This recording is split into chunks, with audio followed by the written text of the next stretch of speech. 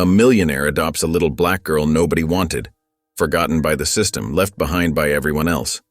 For 18 years, he gives her the world, wealth, education, a future. But one day she vanishes for weeks. And when he finally discovers what she's been doing behind his back, his entire world is turned upside down. Because what she built in secret doesn't just challenge his empire, it rewrites his legacy. Why did she hide it from him?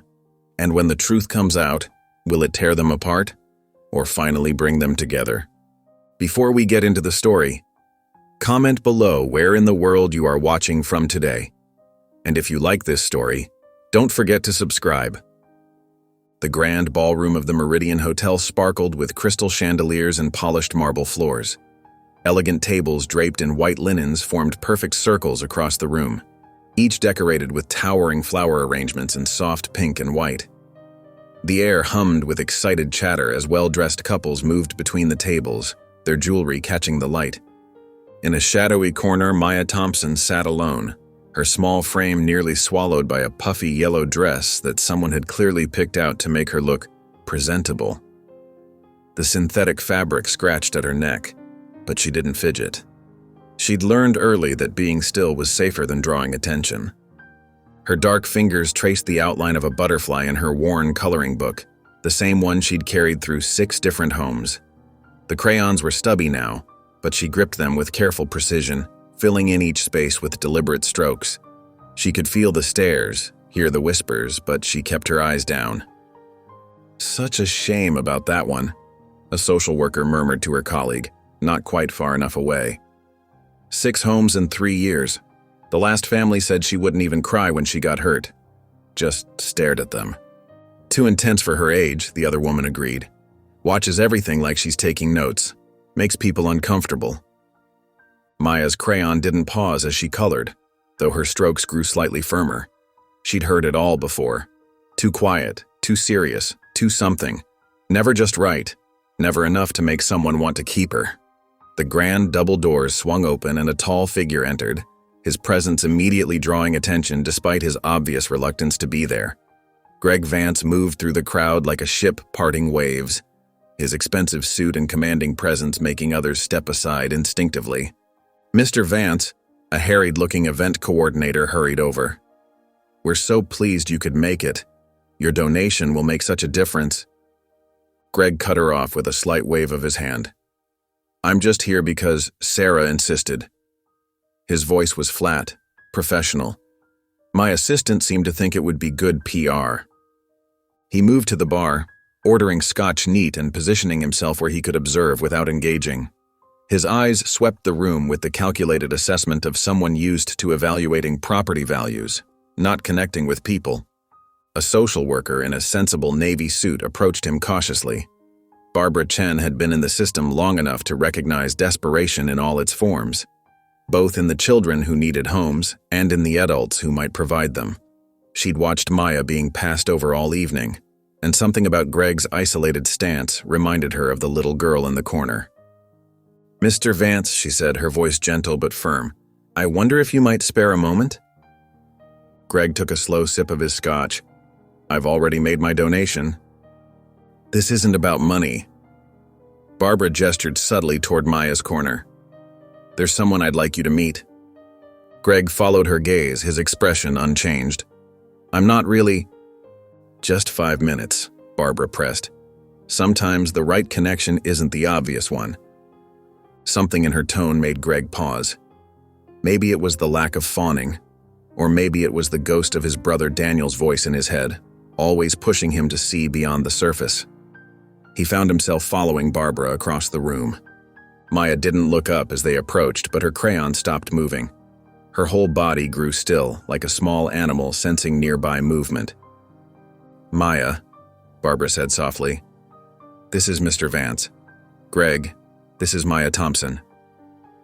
Greg stood awkwardly for a moment before lowering himself into one of the small chairs at Maya's table. It was almost comical, his tall frame folded into the child-sized furniture, but he didn't seem to notice or care. Maya's eyes flickered up for just a second, taking in his expensive watch, the perfect knot of his tie, the way he held himself like someone used to being in charge. Then she went back to her coloring. Greg watched her methodical strokes, the way she planned each color choice before committing to paper. No scribbling, no chaos. Every movement had purpose. "That's quite precise work," he said finally. Maya didn't respond, but she turned the page slightly so he could see it better. They sat in silence for several minutes. It wasn't comfortable exactly, but it wasn't uncomfortable either. It was like they'd reached an unspoken agreement. No forced smiles, no fake enthusiasm, no pretending to be something they weren't. The next morning, Greg's lawyer was surprised to receive an early call requesting adoption paperwork. By afternoon, the initial forms were signed, and Maya sat in the back of Greg's Blacktown car, her few belongings in a small backpack beside her. The car glided through Chicago's streets, its tinted windows creating a barrier between them and the outside world. Maya watched Greg's reflection in the glass, studying the way he checked his phone, made brief calls, operated in his world of numbers and deals. He moved through life like someone who had built walls so high, even he couldn't see over them anymore. Finally, Greg put his phone down and looked at Maya's reflection in his own window. Their eyes met in the dark glass, neither one turning to face the other directly. "Let's try not to ruin each other," he said quietly, more to himself than to her. Maya's reflection didn't respond, but her hand tightened slightly on her coloring book, the only thing she had carried through every home, every goodbye, every new beginning. In the tinted window, two solitary figures sat side by side, each carrying their own weight of expectations and past disappointments, neither quite ready to hope, but both willing to try. The Blacktown car wound its way through Chicago's Gold Coast district, passing rows of historic mansions before turning onto a private drive. Wrought iron gates swung open silently, recognizing the vehicle's approach. Maya pressed her small hand against the window, watching as perfectly manicured gardens rolled past. The car came to a stop beneath a gleaming glass and steel tower that stretched toward the sky. Maya clutched her backpack tighter as the chauffeur opened her door. The cool autumn air carried the scent of expensive flowers and freshly cut grass. "This way," Greg said, already striding toward the private elevator. His shoes clicked against the polished marble of the lobby, the sound echoing off the high ceilings. Maya followed, her worn sneakers silent in comparison. The elevator opened directly into the penthouse, and Maya's eyes widened despite her careful self-control. Floor-to-ceiling windows wrapped around the entire space, offering a view that made Chicago look like a toy city spread out below. Sunlight poured through the glass, bouncing off white marble floors and cream-colored walls that soared 2 stories high. Everything was pristine, perfect, and utterly untouched by childhood. No pictures decorated the walls, no shoes lay scattered by the door, no hint that anyone actually lived in this museum-like space. The furniture was all clean lines and neutral colors arranged with mathematical precision. "Your room is upstairs," Greg said, checking his phone. "Mrs. Reynolds will show you." As if summoned, a woman in a crisp uniform appeared. "Welcome home, Miss Thompson. Shall we get you settled?" Maya followed Mrs. Reynolds up the floating staircase, each step made of thick glass that seemed to hover in the air. The bedroom was larger than any foster home's living room she'd ever seen. A queen-sized bed dominated one wall, its white duvet perfectly smooth. A desk faced the window, already equipped with a laptop and school supplies. "The bathroom is through there," Mrs. Reynolds explained, gesturing to a door. "Your closet is this way." The walk-in closet was bigger than Maya's last bedroom. Brand new clothes hung in neat rows, organized by color. Shoes lined one wall, and drawers filled with fresh socks and underwear occupied another. "Dinner is at 6, Mrs. Reynolds said. Mr. Vance usually takes his meals in his office, but you'll be served in the dining room. Do you need anything else?" Maya shook her head, and Mrs. Reynolds left her alone in the vast empty space. Days began to blur together. Maya moved through the penthouse like a ghost, watching, learning the rhythms of this new life. The staff was efficient and kind, but they maintained a careful distance. They had seen others come and go in this house, knew better than to get too attached. Greg's voice was a constant background noise floating through the halls as he paced with his phone pressed to his ear. "The zoning board can't block this," he'd say, or, Monroe's trying to undercut us on the Riverside property. Sometimes he'd speak in numbers so large Maya couldn't even picture them. Her own days were precisely scheduled. Private tutors came and went, teaching everything from mathematics to Mandarin. A pediatrician who specialized in trauma-affected children visited weekly. A personal shopper brought new clothes as she grew. Everything she could possibly need appeared without her having to ask, as if by magic. But Greg himself remained a distant figure. They shared the same space, but rarely the same room. At dinner, Maya sat alone at the massive dining table, the city lights twinkling beyond the windows, while the sound of Greg's business calls drifted from his office. Some nights, when the penthouse felt too big, too empty, Maya would drag her blanket into the walk-in closet. Surrounded by walls of hanging clothes, she'd make herself small in the corner. The space reminded her of the quiet places she'd found in each foster home: the cabinet under the sink, the space behind the washing machine, the corner of the garage, places where she could breathe, where the world didn't feel so overwhelming. Months passed. Seasons changed outside the windows. Maya watched summer fade into autumn, then winter's snow dust the city below. She attended every lesson, ate every meal, followed every schedule, but never spoke a word. The staff whispered about it when they thought she couldn't hear, but Greg never mentioned it.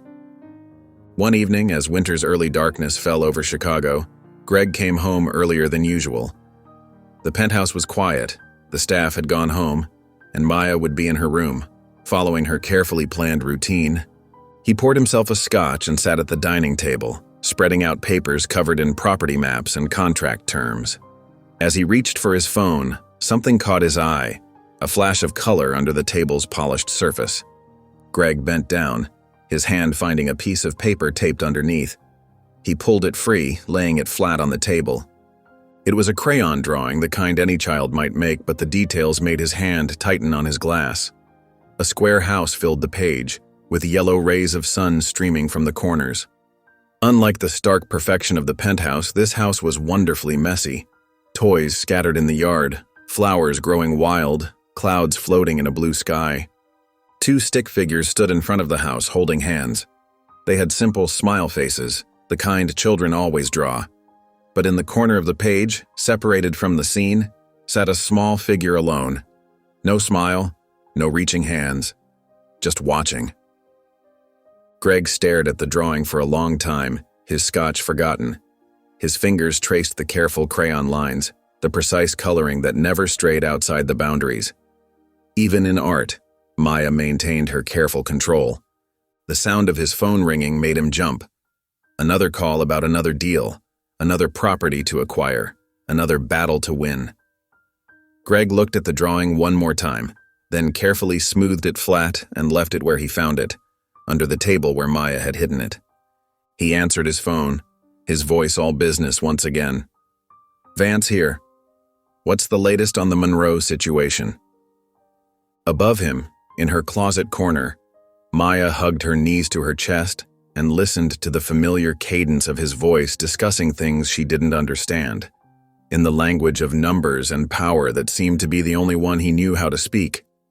The morning sun cast long shadows across the marble floors of the penthouse as Mrs. Reynolds helped Maya adjust her navy blue Avondale Academy blazer. The expensive uniform hung awkwardly on her small frame. They'd had to special order it due to limited size options. "Perhaps we should have it tailored," Mrs. Reynolds muttered, tugging at the sleeves. She reached for a brush, but Maya stepped back, her hands protectively rising to her carefully styled natural hair. After 3 different stylists had pulled too hard and suggested straightening, Maya had made it clear she wouldn't let anyone else touch her hair. The chauffeur, Thomas, waited with the car. Maya climbed in, her patent leather shoes barely scuffing the leather seats. Her backpack, designer like everything else, sat heavy with brand new supplies. Avondale Academy rose before them like a castle, all Gothic spires and ivy-covered walls. Children spilled from luxury cars, their uniforms pristine, their hair smooth and shiny. Maya watched them through the tinted windows, noting how they moved with the easy confidence of belonging. Thomas opened her door. "Good luck, Miss Thompson." Maya nodded, straightening her shoulders as she walked toward the imposing entrance. Parents hugged their children goodbye. Teachers greeted returning students by name, and everyone seemed to know exactly where they belonged. "You must be our new student," a woman with perfectly coiffed gray hair said, consulting her clipboard. "Maya Thompson?" She pronounced it making it sound like a question. "It's Maya," Maya corrected quietly. "Like paper." "Oh, of course," the woman said, not really listening. "I'm Mrs. Whitmore, your homeroom teacher. Come along." 24 faces turned to stare as Maya entered the classroom. She felt their eyes catalog everything: her hair, her skin, her slightly too big uniform. "Class, this is Maya Thompson," Mrs. Whitmore announced. "She's joining us this year." A boy in the front row raised his hand. "Is she an exchange student?" "No, Bradley. Maya lives here in Chicago." "Oh," a girl whispered loudly to her friend. "She must be one of the scholarship kids." Maya took her assigned seat, her face carefully blank. She'd learned long ago that reactions only made things worse. During morning break, a group of girls surrounded her desk. "My mom says your dad is Greg Vance," one said, twirling her straight blonde hair. "But you don't look like him." "Are you like his maid's daughter or something?" another asked. Maya opened her notebook and began drawing, her pencil moving in precise lines across the paper. The girls eventually drifted away, bored by her silence. In art class, Mrs. Chen handed out paper and colored pencils. "Today we're drawing our families," she announced cheerfully. "Who we live with, what we do together, all the special moments we share." Maya stared at the blank paper. Around her, other children quickly sketched smiling parents, siblings, pets. Their pictures showed family dinners, game nights, weekend outings. When Mrs. Chen came to check her progress, Maya had drawn only the penthouse. Every detail perfect, from the floor-to-ceiling windows to the precise arrangement of furniture. "This is very good, Maya," Mrs. Chen said. "But where are the people? Where's your family?" Maya kept her eyes on the paper. "He's busy." During lunch, she sat alone, watching other children share snacks and stories. A girl dropped her apple, and Maya noticed how quickly a teacher appeared to help, how gentle her hands were, how warm her smile. The parent-teacher conference was scheduled for 3:30, but Greg's driver didn't arrive until 4:15. Maya sat in the hallway, legs crossed at the ankles, hands folded in her lap, while the teachers whispered and checked their watches. "Mr. Vance," Mrs. Whitmore said when he finally strode in, still on his phone. "We've been waiting." Greg ended his call. "Traffic. What's the situation?" The teachers exchanged glances. Mrs. Whitmore cleared her throat. "Maya is incredibly bright," she began. "Her work is always perfect, her attention to detail remarkable. But we're concerned about her social development. She doesn't participate in class discussions, rarely interacts with other students, and hasn't made any friends." "Is she causing problems?" Greg asked, checking his phone again. "No, not at all. She's extremely well-behaved. Too well-behaved, perhaps. Children her age should be more expressive." The school counselor, Dr. Roberts, leaned forward. "Mr. Vance, given Maya's history and the unique circumstances of her adoption, we believe family therapy would be beneficial. We can recommend several excellent—" "That won't be necessary," Greg interrupted. He pulled out his checkbook. "If she needs extra support, we can arrange additional tutoring." "Mr. Vance," Dr. Roberts tried again, "this isn't about academics. Maya needs emotional—" "How much for the tutoring program?" Greg's pen hovered over the check. Later that night, Maya sat cross-legged on the window seat in her bedroom, her notebook open on her lap. The city sparkled below, millions of lights in thousands of homes where families might be eating dinner together, helping with homework, sharing stories about their day. Her pencil moved across the paper, creating rooms filled with all the things her current home lacked. In these sketches, sunlight poured through windows onto comfortable, slightly worn furniture. Books lay open on coffee tables next to half-empty cups of hot chocolate. Throw pillows were dented from people actually sitting on them, and family photos hung slightly crooked on walls painted in warm colors. She drew a kitchen with cookies cooling on the counter, homework spread across the table, and chairs pulled out at odd angles like people had just gotten up. In the living room, a board game lay unfinished on the floor, surrounded by scattered cushions where people had been sitting and laughing. Each room in her drawings held signs of life, of people who did more than just pass through. There were shoes by the door, jackets tossed over chairbacks, and toys that hadn't been immediately tidied away by staff. Maya's pencil carefully added details: a child's artwork proudly displayed on the refrigerator, a family calendar covered in scribbled appointments and reminders, a dog bed in the corner complete with a sleeping puppy. These rooms looked nothing like the stark perfection of the penthouse 20 stories above Chicago. They were messy, lived in, loved. In her drawings, the spaces felt warm, safe, and most importantly, like home. The dining room sparkled with expensive crystal and polished silver. 8 places were set at the massive mahogany table, each setting perfect enough for a magazine photo shoot. Maya sat rigidly in her black cocktail dress chosen by Mrs. Reynolds for the evening.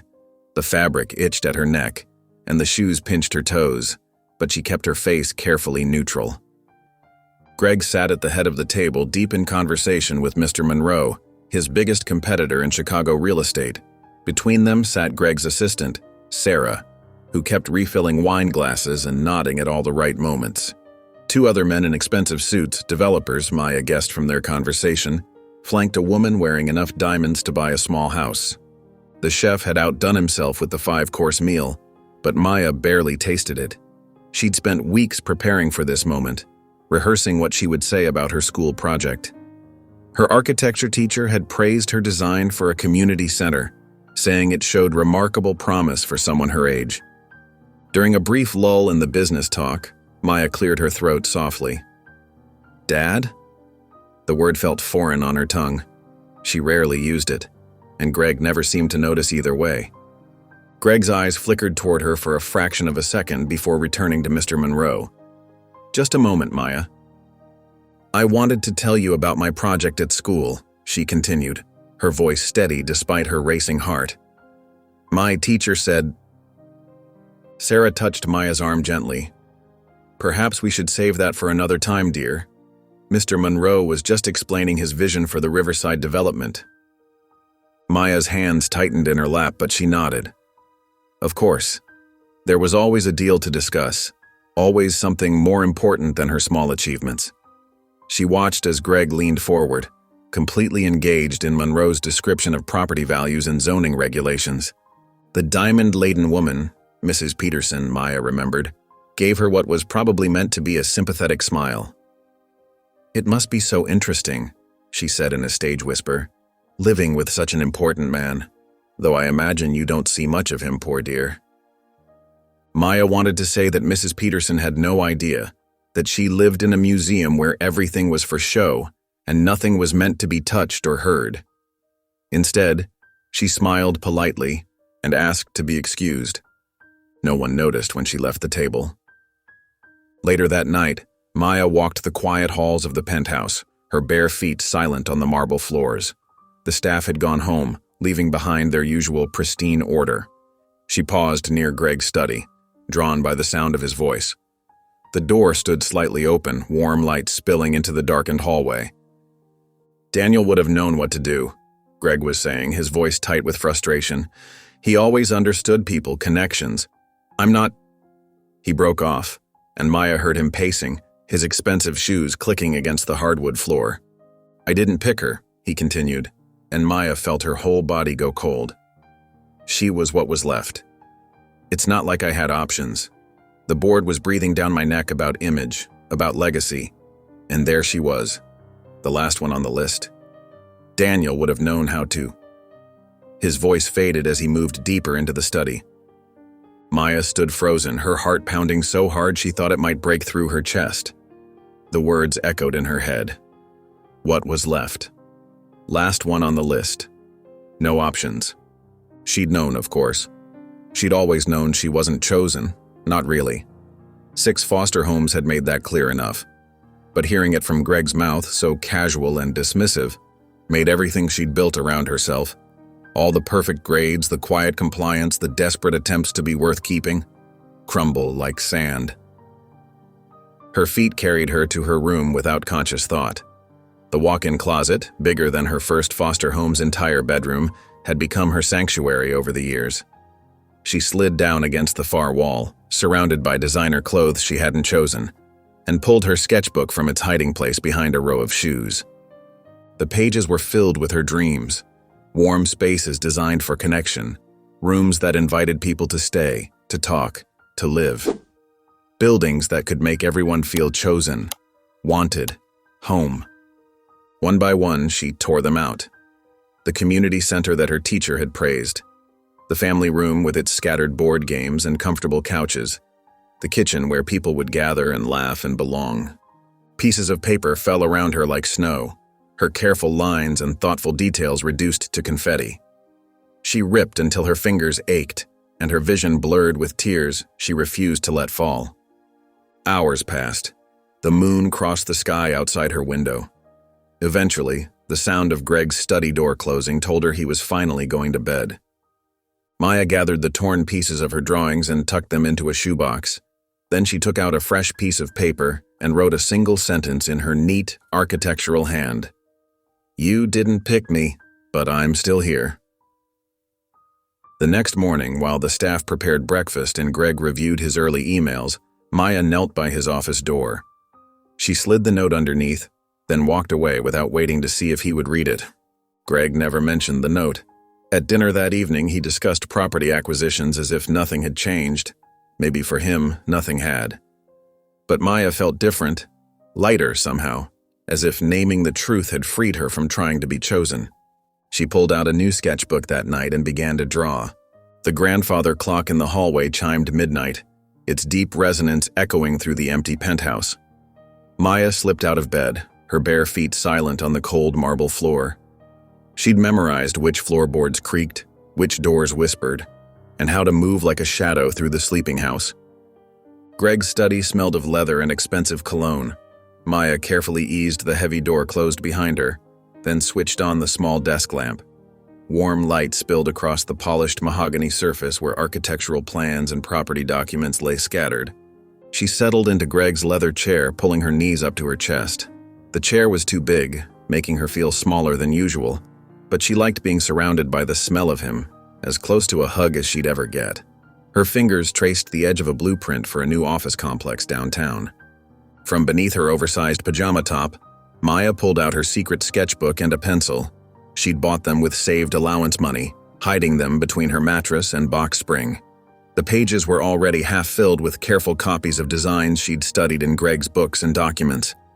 "Load-bearing walls," she whispered to herself, copying the technical notes in the margins. Her handwriting matched Greg's precise style. She'd practiced until she could mimic his clean, architectural lettering. She didn't fully understand all the terminology yet, but she was learning piece by piece, night by night. The study walls were lined with architectural books. Maya had read them all, or at least the parts she could understand. Some nights she just sat and stared at the photographs, soaring skyscrapers, cozy homes, community spaces that brought people together.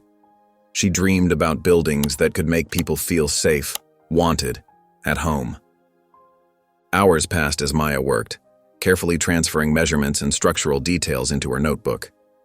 The sky outside began to lighten before she finally closed her sketchbook and returned everything to its exact position on Greg's desk. By the time Mrs. Reynolds arrived to start breakfast, Maya was back in her bed, pretending to sleep. At school the next day, Ms. Chen announced their new project in art class. "Design your dream house," she said, passing out large sheets of drawing paper. "Be creative, but remember to think about practical details too." Maya's heart raced. This was her chance to show what she'd learned. While other students drew mansions with swimming pools and movie theaters, she worked methodically on her design.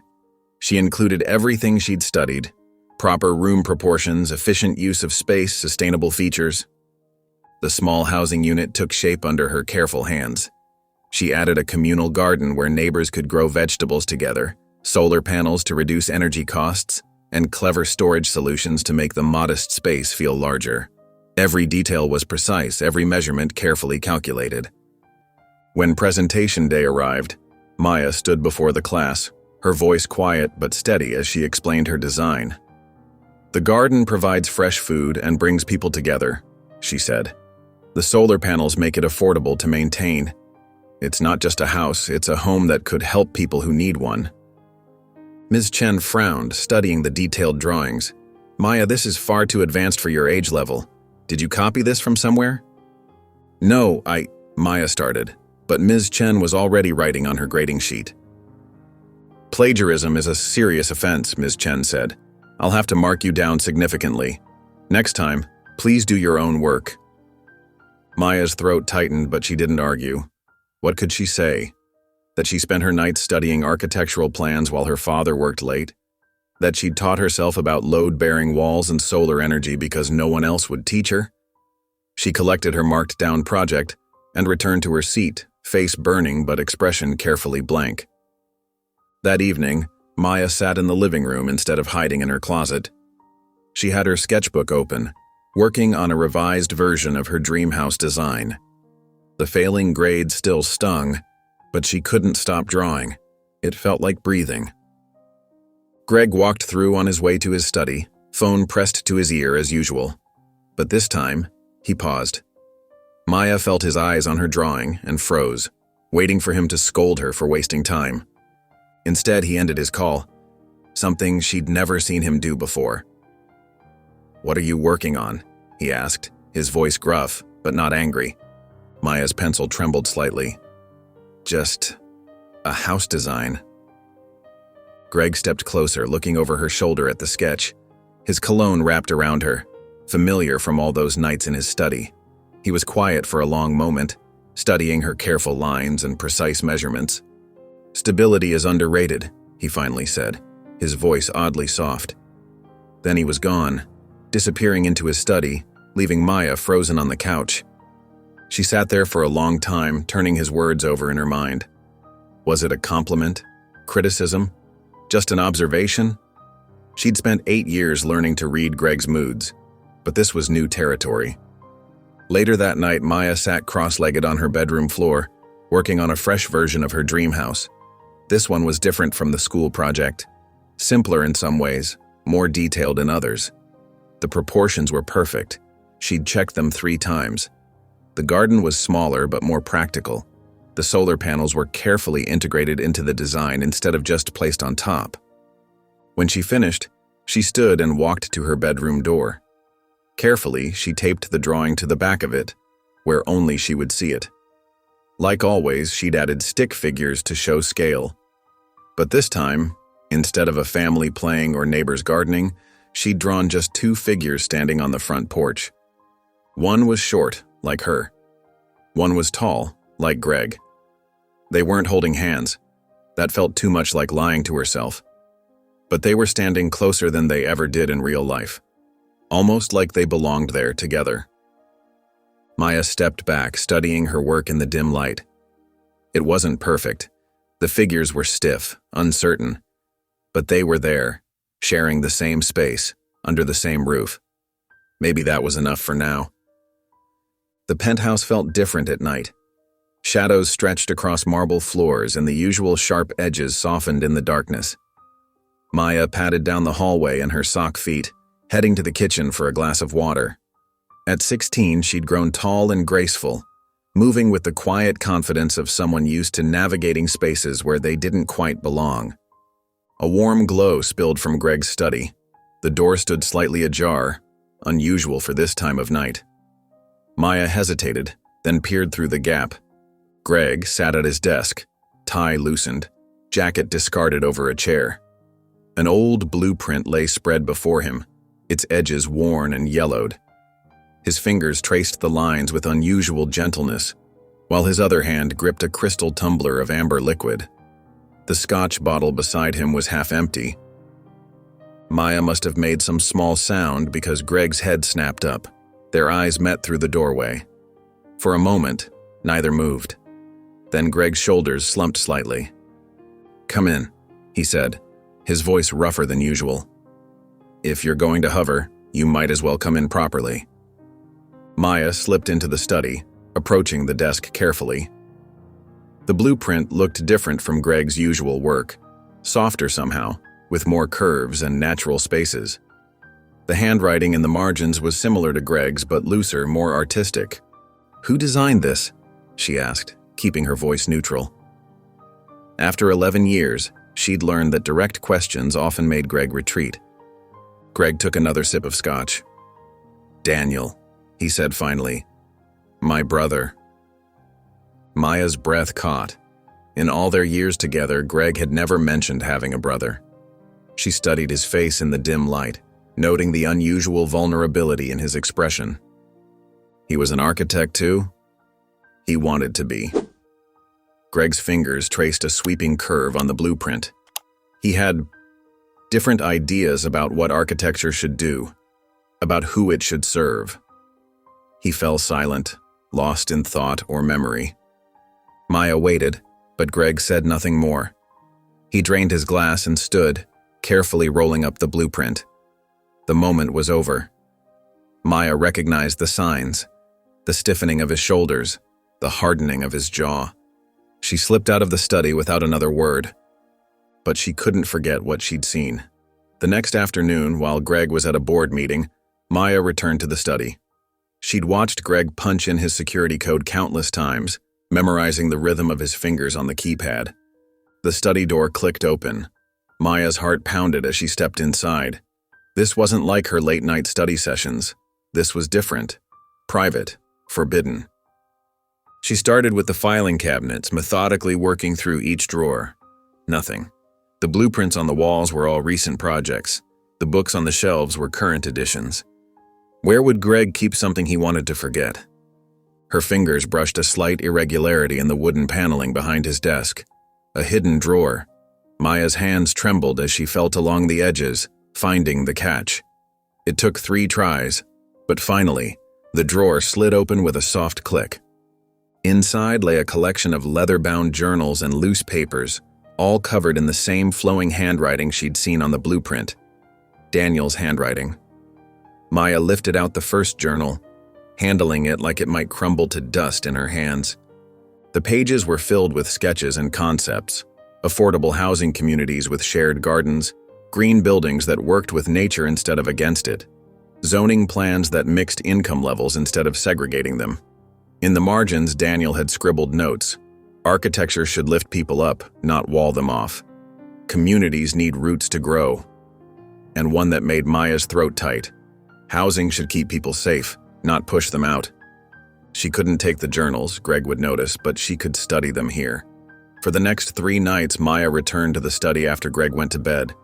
She pored over Daniel's work, absorbing his vision, his passion, his hope for what architecture could be. Daniel's designs were ahead of their time. He'd understood things about community and sustainability that developers were only just beginning to grasp. But there were flaws too, practical problems that would have made the projects difficult to build or maintain. Maya found herself mentally adjusting, refining, updating. On the 4th night, Maya brought her own sketchbook. At the top of a fresh page, she carefully copied one of Daniel's margin notes. Housing should keep people safe, not push them out. She matched his handwriting exactly, each curve and flourish a perfect mirror of his style. Below that quote, she began to draw. She took Daniel's concept for a mixed-income community and refined it, incorporating modern materials and more efficient layouts. She kept his central courtyard but added rooftop gardens and solar panels. His shared spaces remained, but she made them more flexible, more suited to different uses and needs. The design flowed from her pencil as if Daniel himself were guiding her hand. It wasn't just a building anymore. It was a bridge between his vision and her understanding, between what was lost and what could still be. Maya worked through the night, filling page after page. She knew she couldn't show this to Greg. Not yet. The wound of Daniel's loss was still too raw, too deep. She'd seen it in Greg's face that night, in the way he touched his brother's blueprint. He wasn't ready to see Daniel's ideas reborn, so she kept her sketchbook hidden, adding to it whenever she could. Daniel's voice lived in her margins now, his dreams taking new shape through her hands. Someday, maybe, Greg would be ready to see what his brother had left behind, and what his daughter had made of it. But for now, Maya worked in secret, letting Daniel's vision guide her toward something new. Something that might finally feel like home. The gleaming glass tower of Vance Development Group stretched toward the Chicago sky, its reflective surface catching the morning light. Maya stood in the lobby, her employee badge still pristine and new against her crisp navy blazer. At 19, she carried herself with quiet dignity, though her stomach churned with first-day nerves.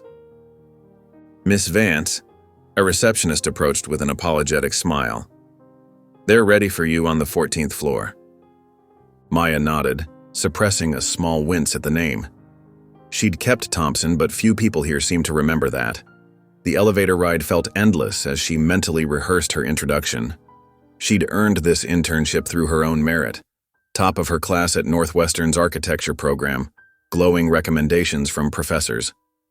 But she knew what everyone would see first: Greg Vance's daughter. The urban planning department buzzed with activity. Analysts huddled over maps and zoning documents, their coffee cups forming rings on stacks of papers. Maya's supervisor, David Chen, barely looked up from his computer as he waved her to an empty desk. "Welcome aboard," he said, distracted. "Coffee's in the break room. Weekly reports are due Thursdays. Watch and learn." Throughout the morning, Maya observed the careful dance of urban development. She took detailed notes, asked thoughtful questions, and tried to ignore the whispers that followed her around the office. "That's the boss's kid," she overheard one analyst tell another. "The quiet one." "Does she even talk?" someone else muttered during lunch. Maya kept her head down and focused on the work. She studied traffic patterns, demographic shifts, and property values. But she couldn't help noticing what wasn't in the reports: the human cost hidden behind the clinical terms like urban renewal and neighborhood revitalization. 2 weeks into her internship, Maya sat in on a major zoning pitch meeting. The conference room overlooked the city, its view a reminder of Vance Development's growing influence. Greg stood at the head of the table, commanding attention as always. "The Riverside District project represents a unique opportunity," the lead analyst explained, clicking through sleek renderings of luxury apartments and high-end retail spaces. "We're looking at a complete transformation of the area." Maya studied the before and after images carefully. The before showed aging brick buildings, small businesses with hand-painted signs, and children playing on front stoops. The after erased all of that, replacing it with steel and glass. Her hand rose before she could stop herself. The room fell silent. She never spoke in meetings. Greg's expression tightened almost imperceptibly. "Yes?" the analyst said, clearly thrown off rhythm. "According to these numbers," Maya said, her voice steady despite her racing heart, "there are currently 47 families living in the proposed development zone. Where do those people go?" The silence deepened. The analyst shuffled his papers, looking uncomfortable. "Well, naturally, there will be some displacement during the transition period." "But where specifically?" Maya pressed, words tumbling out now. "The average rent in the new units will be triple what most residents currently pay. The nearest affordable housing is already at capacity, and the waiting list for Section 8 vouchers is 2 years long. So where exactly are these families supposed to?" "That's enough." Greg's voice cut through the room like a blade. "We'll address relocation logistics in Phase 2 planning. Please continue with the presentation." Maya fell silent, her cheeks burning. She felt every eye in the room on her, some pitying, others disapproving. She didn't look at Greg for the rest of the meeting. Afterward, he called her into his office. She stood before his desk, back straight, face carefully blank, a pose she'd perfected over years of similar conversations. "This isn't a charity, Maya," Greg said, his tone clipped and professional. "It's how cities grow. If you want to work here, you need to understand that." "Yes, sir," she replied quietly. The formal address felt strange on her tongue. She rarely called him anything at all. "Good." He turned back to his computer, dismissal clear in his posture. "That's all?" That night, Maya sat cross-legged on her bed with her laptop, the blue light illuminating her determined expression. She researched tenant rights organizations, housing advocacy groups, and legal aid clinics. She read about rent control initiatives and community land trusts. She studied successful cases where development and preservation had found a balance. The next morning, she took a detour on her way to work. The Riverside District was still quiet. its residents perhaps unaware of the changes coming their way. Maya walked slowly past corner stores and small restaurants just opening for the day. A crossing guard waved to children heading to school. An elderly woman swept her front step. Near the end of the block, a partially demolished building stood like an open wound. Construction barriers surrounded it, plastered with advanced development logos and promises of a brighter future coming soon. On one remaining brick wall, someone had drawn in chalk, the handwriting clearly belonging to a child. The message was simple but devastating. "Where do we go now?" Maya stood there for a long moment, then pulled out her phone. She framed the photo carefully. The child's wobbly letters, the demolition in the background, and the Vance logo looming above it all. Her finger hovered over the shutter button before finally pressing down. The click seemed to echo in the morning quiet, preserving a question that deserved an answer. Maya adjusted her simple black-rimmed glasses, a deliberate contrast to her usual designer frames, and smoothed down her thrift store blazer. The fluorescent lights of the Southside Community Legal Aid Center buzzed overhead as she settled into a cramped desk. A stack of manila folders waited, each one containing someone's housing crisis. "Maria Santos?" she'd told the volunteer coordinator 3 weeks ago, providing the borrowed name with practiced calm.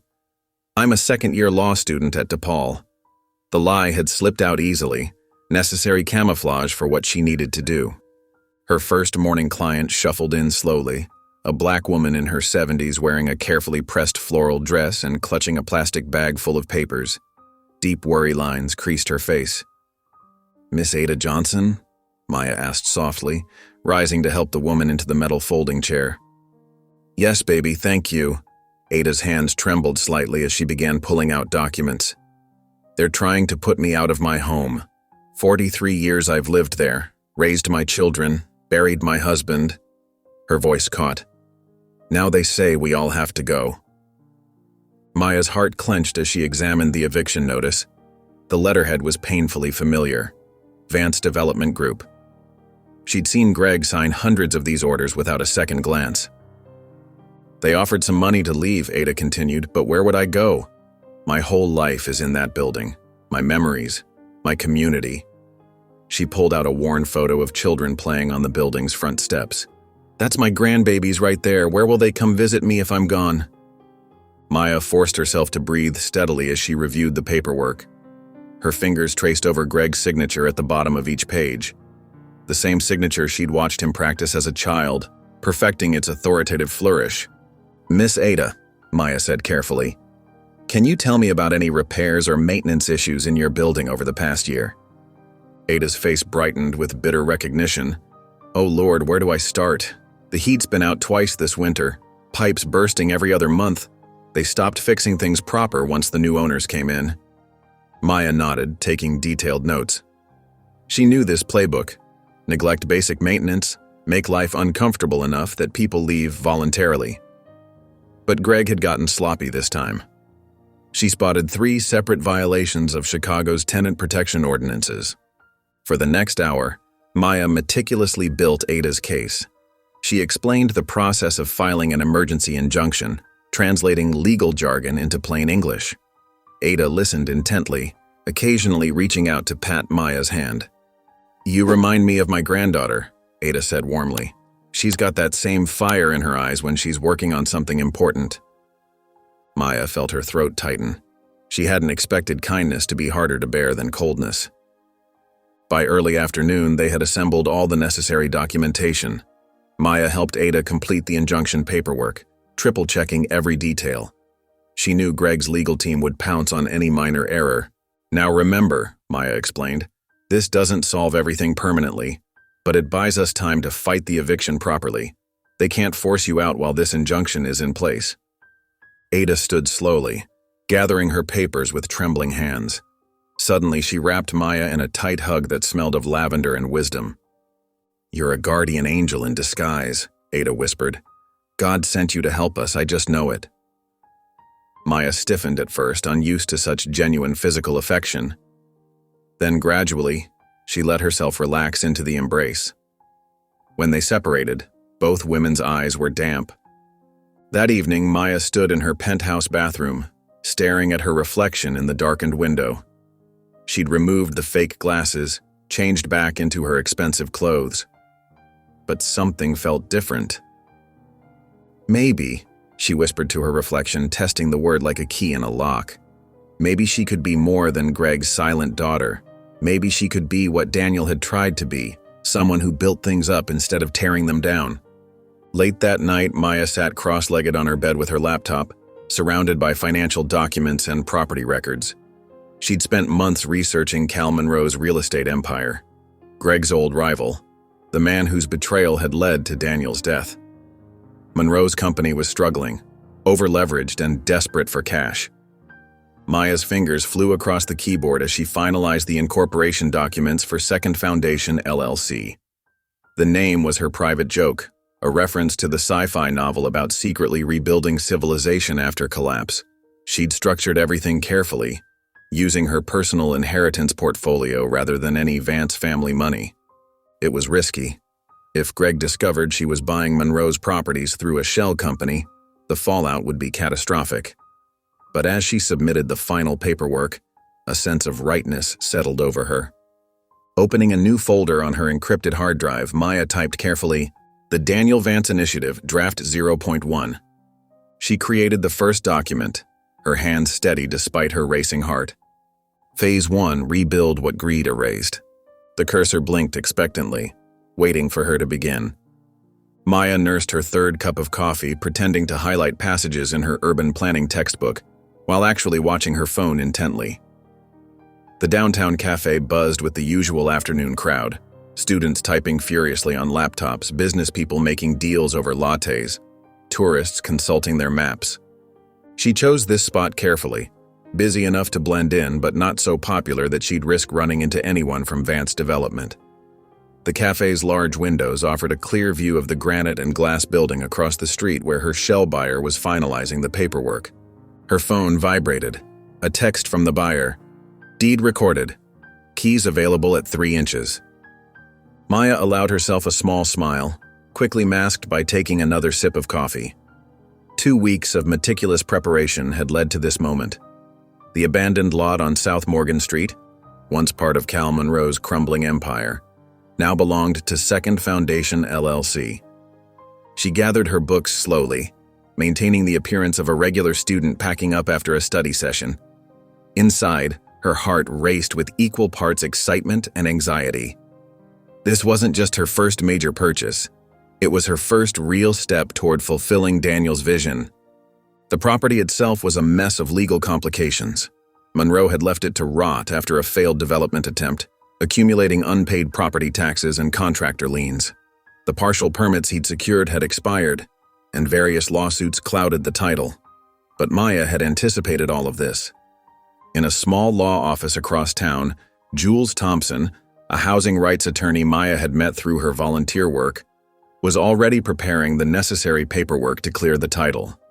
Jules was one of the few people who knew Maya's true identity and supported her mission, despite the professional risks involved. "You sure about this?" Jules had asked when Maya first approached her with the plan. "If your father finds out?" "He won't," Maya had replied with quiet certainty. "And this is bigger than him anyway." Now, as Maya walked through the downtown streets, she thought about Jules's dedication to the cause. The lawyer had spent countless hours structuring the deals in ways that couldn't be traced back to Maya, creating a complex but legally sound web of corporations and trusts. Maya took a circuitous route to the property, making sure she wasn't followed. The lot sat empty and neglected, surrounded by a chain-link fence tagged with graffiti. Broken concrete and weeds stretched across what had once been the foundation of Monroe's abandoned project. She used the newly acquired keys to unlock the fence gate, stepping carefully through the urban wilderness.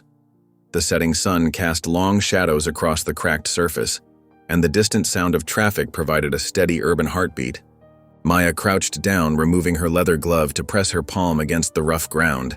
The earth felt cool and solid beneath her hand. This wasn't just property. It was possibility, a chance to prove that development could serve people instead of profit. "Daniel, I'm starting here," she whispered, her words carried away by the evening breeze. She could almost imagine her uncle standing beside her, seeing past the current desolation to the potential beneath. Later that night in her penthouse apartment, Maya sat at her drafting table. The city lights twinkled beyond her windows as she carefully updated her project files. Her fingers moved swiftly across the keyboard, accessing the encrypted folder that held her plans. The new blueprint took shape on her screen, a modern interpretation of Daniel's original sketches. Where he had dreamed of community spaces, she added details informed by her research into trauma-informed design. The living units featured flexible layouts that could adapt to different family sizes. Common areas were designed to foster connection while respecting privacy. Every element had been carefully considered: natural light to combat depression, sound-dampening materials for residents with anxiety, clear sightlines to enhance security without creating an institutional feel. She'd studied the latest research on how architecture could support emotional healing. Maya saved the final version, typing deliberately, dvi_1a_final.dwg.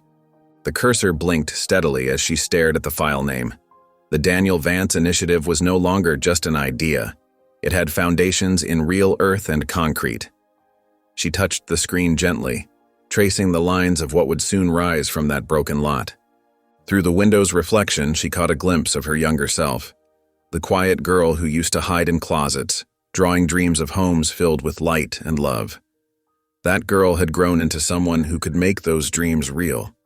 The blueprint glowed on her screen, a digital promise of transformation. Not just of an abandoned lot, but of lives that needed stable ground to grow from.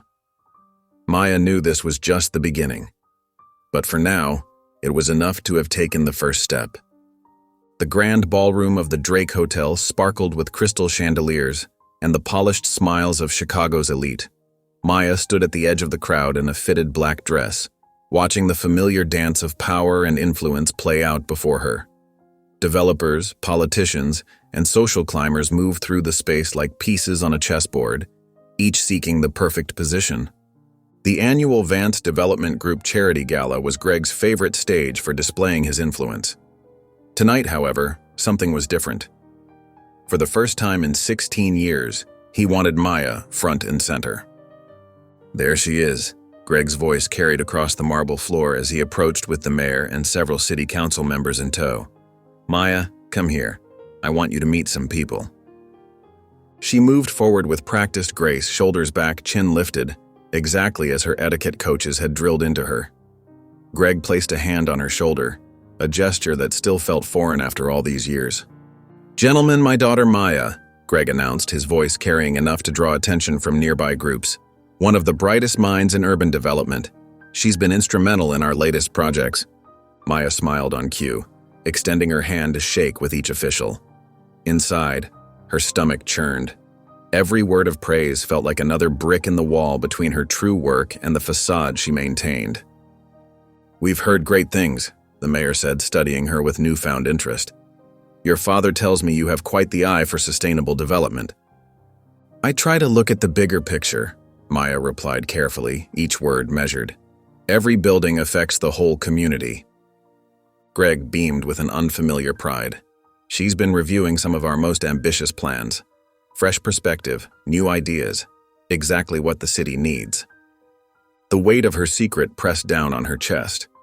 While Greg showcased her as his protege, Second Foundation LLC was quietly acquiring more of Monroe's failed properties.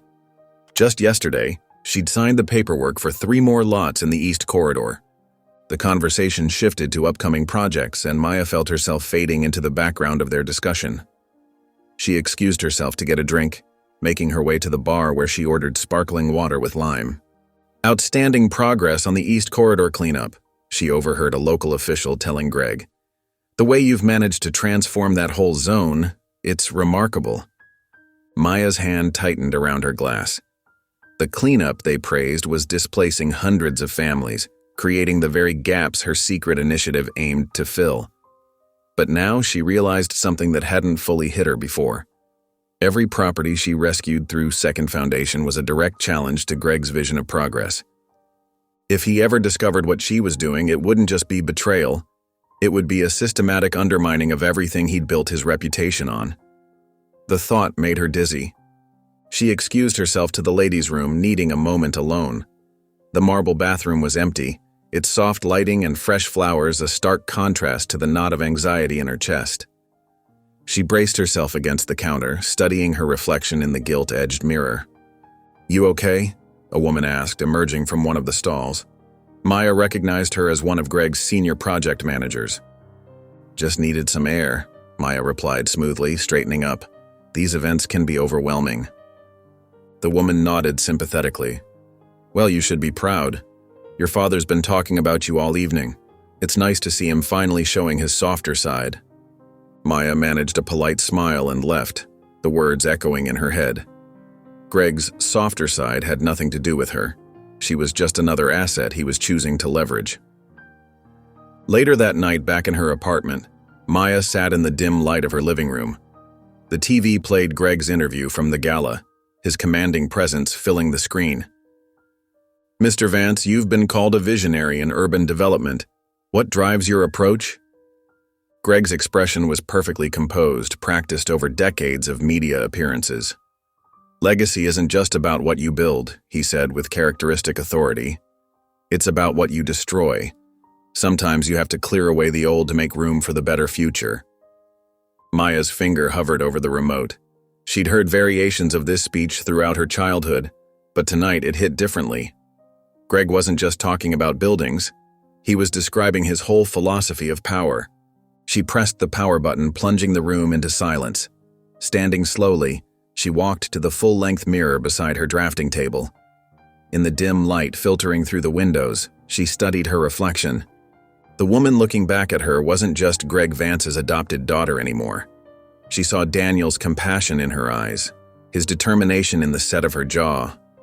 The uncle she'd never met had left behind more than just blueprints. He'd left a different way of seeing the world.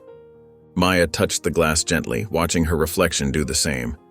"I'm not erasing you, Greg," she whispered, her voice barely audible.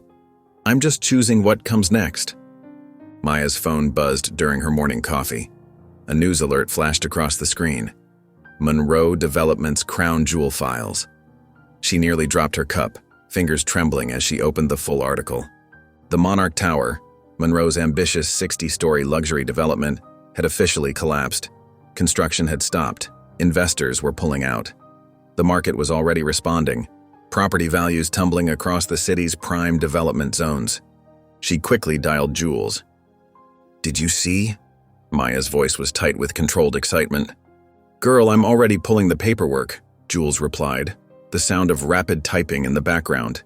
"This is it, the moment we've been waiting for. Monroe's whole house of cards is coming down." Maya paced her apartment, mind racing. "How fast can we move?" "I've got 5 target properties identified, all grade A locations Monroe was sitting on. Values are dropping by the hour." Jules paused. "But Maya, we need to talk about the money. This is bigger than your inheritance portfolio." "I've got other investors lined up," Maya said, stopping at her window to look out at the city skyline. "Small equity firms, community development groups, all vetted, all clean. They just don't know they're working with me specifically." "Smart girl. Keep it grassroots, keep it separate." Jules's voice turned serious. "But you know who else will be watching these properties, right?" Maya's jaw tightened. "Greg, your father lost 3 major bids to Monroe last year. He's probably already making calls." "Then we move now." Maya grabbed her laptop, pulling up the secure folder with all her shell company documentation. "How soon can you get to the office?" "Already on my way." The next 48 hours passed in a blur of paperwork, calls, and careful legal maneuvering.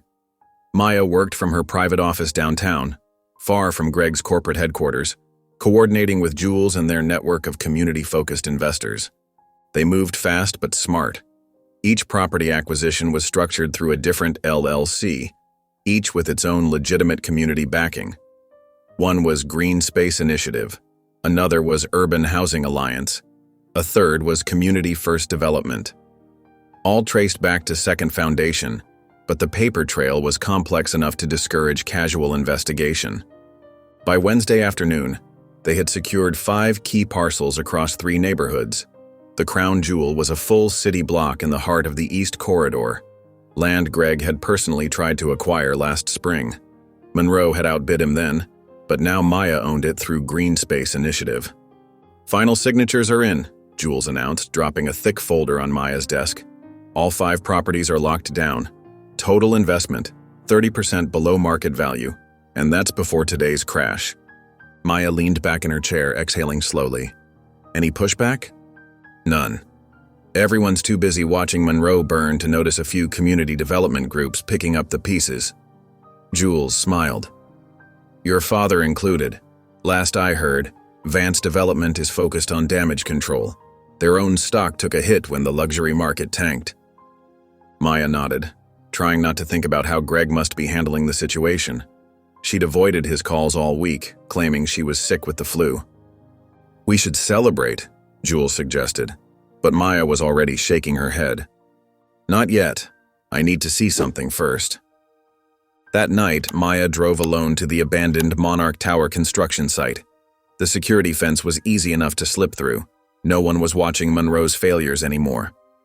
The wind howled through the hollow concrete structure, 30 stories of exposed steel and empty dreams reaching into the dark sky. Maya's flashlight beam caught ghost-like construction tarps fluttering in the breeze. She took the temporary stairs slowly, climbing until she reached the 20th floor. This had been planned as the luxury amenity level, infinity pools and private lounges for Chicago's elite. Now it was just bare concrete and silence. Her light caught something on one of the walls, graffiti and bright red spray paint. "This is where the rich stopped listening." Maya stared at the words for a long moment. Then she reached into her pocket and pulled out a black Sharpie. Below the spray paint, she carefully wrote, "This is where I start building." The words felt right, like a promise to herself and to Daniel's memory. She took out her phone and snapped a picture of both messages together. Back in her car, Maya pulled up the preliminary designs she'd adapted from Daniel's old sketches. Where Monroe had planned penthouses, she saw community gardens. Where there were supposed to be private clubs, she imagined daycare centers and job training facilities. Her phone buzzed, Greg calling again. Maya silenced it and started her car. Tomorrow, she'd tell him she was feeling better. Tomorrow, she'd go back to being his perfect daughter.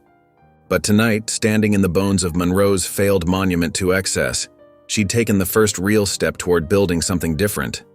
Something that mattered. The city lights blurred as she drove home, each one a reminder of all the lives touched by these towers and developments. For the first time, she had the power to decide what those lights would illuminate.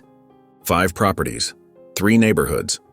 One vision that started with an uncle's dreams and would become something entirely new in his niece's hands.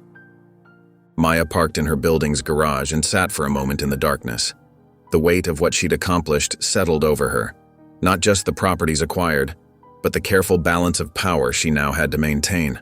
One wrong move, one loose thread, and Greg would discover that his own daughter was systematically undermining everything he believed about urban development. But that was tomorrow's problem. Tonight, she was just a builder, standing in the ruins of one vision and preparing to raise another in its place. The city lights sparkled like scattered diamonds against the darkening sky. Maya sat across from Greg at Celestial, Chicago's most exclusive rooftop restaurant. Their table overlooked the magnificent skyline she knew so well, both its gleaming towers and its hidden shadows. Greg looked almost relaxed tonight, his usual sharp business attire softened by the warm lighting and a glass of aged scotch. He'd made an effort for her birthday, she could tell. His tie was one she'd given him last Christmas, and he'd arrived exactly on time instead of his usual 15 minutes late. 24, Greg said, studying her over the rim of his glass. Seems like yesterday you were that quiet little girl who wouldn't say a word. Maya smiled politely, cutting into her barely touched salmon. I still don't say much. But when you do, people listen. There was pride in his voice, the kind that always made her stomach twist. You've grown into quite the businesswoman. The board was impressed with your analysis of the Monroe situation. She took a slow sip of water, careful to keep her expression neutral. The market shifts were obvious to anyone paying attention. Maybe, Greg reached into his jacket pocket. But not everyone would have seen the opportunities in the collapse. You have good instincts, Maya. Like father, like daughter. He placed a sleek black jewelry box on the table between them. Maya's fingers trembled slightly as she opened it, revealing a stunning sapphire bracelet. The stones caught the light, throwing blue sparkles across the white tablecloth. "It's beautiful," she said softly, and meant it. Greg had always known how to give expensive gifts. "The sapphires reminded me of that drawing you made when you were little, the one with the house and the blue sky." He cleared his throat. "I kept it, in my desk." Maya looked up sharply. She hadn't known that, hadn't known he'd noticed any of her childhood artwork. The revelation made what was coming later even harder. "Thank you," she said, closing the box carefully. "For dinner, for this, for everything." Greg nodded, seemingly pleased with her response. "You deserve it. You're a Vance now, through and through. Whatever happened in the past, well, we've both come a long way." The rest of dinner passed in what might have seemed like comfortable silence to an outsider. Greg ordered another scotch. Maya pushed food around her plate. They made small talk about the weather, about work, about nothing at all. But underneath, Maya's heart was pounding. The envelope in her bag felt like it was burning a hole through the expensive leather. Every time Greg smiled at her, she thought about Daniel's drawings, hidden away all these years. Every time he mentioned business, she remembered the families displaced by Vance developments. Finally, Greg signed the check and stood. "Shall we head back to the penthouse? I've got a bottle of champagne chilling." Maya nodded, gathering her things. The drive was quiet, Greg occasionally checking emails on his phone while Maya watched the city scroll past. All these streets, all these buildings, so many stories behind each window. So many lives affected by the decisions made in boardrooms and back offices. The penthouse was exactly as she remembered it from childhood, immaculate, imposing, cold, despite its luxury. Greg headed straight for the wine fridge while Maya stood in the middle of the vast living room, her heels silent on the marble floor. "Here we are," Greg said, returning with 2 crystal flutes. "A proper birthday toast." "Wait," Maya said quietly. She reached into her bag and pulled out a thick manila envelope. "Before we do that, I need to give you something." Greg raised an eyebrow, accepting the envelope. "You didn't have to get me anything. It's your birthday." "It's not a present," Maya said, her voice steady despite her racing pulse. "It's an ending." Greg's brow furrowed as he set down the champagne and opened the envelope. He pulled out the contents slowly: deeds, transfer contracts, architectural schematics, and finally, a bound document with a simple title page that made him freeze. "The Daniel Vance Initiative," he read aloud, his voice suddenly harsh. Maya watched as he flipped through the pages, his face transforming with each revelation. Confusion bloomed first, seeing the properties she'd acquired, the plans she'd made. Then came disbelief as he recognized his brother's influence in the designs, the community-focused vision that echoed Daniel's old dreams. Finally, as understanding dawned, fury darkened his features. His hands tightened on the papers, crinkling the edges. "What is this?" he demanded, but his tone said he already knew. "Everything," Maya answered simply. "Every property I've bought through Second Foundation, every building planned, every detail of how I'm going to transform Monroe's failed empire into something that actually helps people." She paused. "Something Daniel would have wanted." Greg slammed the folder shut, the sound echoing off the marble floors and floor-to-ceiling windows. His face was red with anger, but there was something else in his eyes, something that looked almost like fear. "You think you won something here?" he spat, his carefully maintained composure shattered. Maya met his gaze steadily, remembering every silent dinner, every cold shoulder, every moment she'd felt like an acquisition rather than a daughter. "I didn't win," she said quietly. "I ended it." Greg stared at her for a long moment, his chest heaving. Then, without another word, he turned and walked out of the room, leaving the folder behind on the gleaming coffee table. It lay open to the title page, Daniel's name stark against the white paper in the penthouse's bright lights. The rain drummed against the windows of Greg's private car as it glided through Chicago's nighttime streets. Streetlights blurred past in golden streaks, distorted by the water running down the glass. Greg sat in the back seat, his hands clenched into fists on his knees. "Just drive," he'd told his chauffeur when he'd stormed out of the penthouse. "Anywhere." The folder's contents played through his mind on endless repeat. Maya's signature on those deeds, the careful legal framework she'd constructed, the architectural plans that seemed to reach right into the past and pull Daniel's dreams into the present. Each detail was a fresh wound, reopening scars he'd thought long healed. His phone buzzed repeatedly in his pocket, probably his assistant wondering where he'd disappeared to. He ignored it. The car turned onto Lakeshore Drive, following the curve of the shoreline where the city's most expensive real estate touched the water. Greg watched the waves churning under the storm, dark and restless like his thoughts. He'd given Maya everything: structure, education, opportunity, a name that opened doors. And this was how she'd used it, to resurrect the very things he'd spent decades trying to forget. "Take me to the office," he finally told the driver. The man nodded silently, turning the car toward downtown. The Vance Development Group building stood 40 stories high, its glass facade reflecting the storm-dark sky. At this hour, the lobby was empty except for the night security guard, who straightened when Greg strode past. His footsteps echoed in the elevator as he rode up to the executive floor. The lights in his corner office clicked on automatically as he entered. The folder still sat in his briefcase where he'd shoved it before leaving the penthouse. Greg pulled it out and spread the contents across his massive desk, forcing himself to look at each page properly this time. The schematics were impeccable. Maya had taken Daniel's original concepts of sustainable, community-focused housing and modernized them, adding features for energy efficiency and shared spaces that hadn't even existed when Daniel first sketched his ideas. The funding model was brilliant too, a complex web of community investment opportunities and sliding-scale ownership options that would keep the properties accessible while still turning a profit. And the addresses. Greg's throat tightened as he recognized them. 3 of the lots had been central to his war with Cal Monroe a decade ago. He'd lost those battles, watched Monroe turn the properties into failed luxury developments that now sat empty. And somehow Maya had acquired them all through this second foundation entity. Greg reached for his phone, punching in his lawyer's private number. It rang 4 times before a groggy voice answered. "Who owns Second Foundation?" Greg demanded without preamble. "I want every detail, every shell company, every paper trail." "Sir, it's midnight. Now?" He could hear typing in the background as his lawyer accessed files. "It's complicated.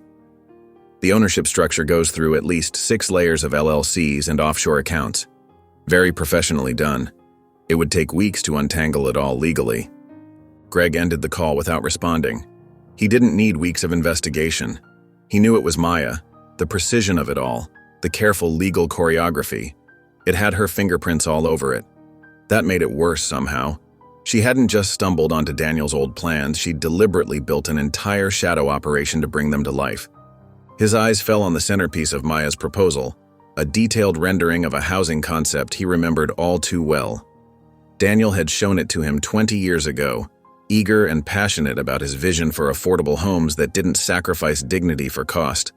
Greg had dismissed it as naive, impossible to profit from. "Too idealistic," he'd said, watching his brother's face fall. Now here it was again, updated and refined by Maya's skilled hand, but unmistakably built on Daniel's foundation. The same graceful lines, the same emphasis on shared spaces and natural light, the same belief that architecture could heal as well as house. Greg's hands shook as he opened the bottom drawer of his desk. He hadn't touched it in years, but the key was still on his ring. Inside lay a leather-bound journal, its pages yellow with age. Daniel's journal. He lifted it out carefully as though it might crumble to dust in his hands. The leather was soft, worn smooth by his brother's touch. Greg opened it to the first page, where familiar handwriting flowed across the paper. What if we built something that made people feel like they weren't being pushed out? The words blurred before his eyes. Greg closed the journal, but kept his hand pressed against its cover. Something hot and wet rolled down his cheek, a tear. he realized with distant surprise. He couldn't remember the last time he'd cried, not even at Daniel's funeral where he'd stood dry-eyed and rigid while they lowered his brother's casket into the ground. But now, alone in his office with the storm raging outside and his daughter's carefully constructed rebellion laid out before him, the tears came.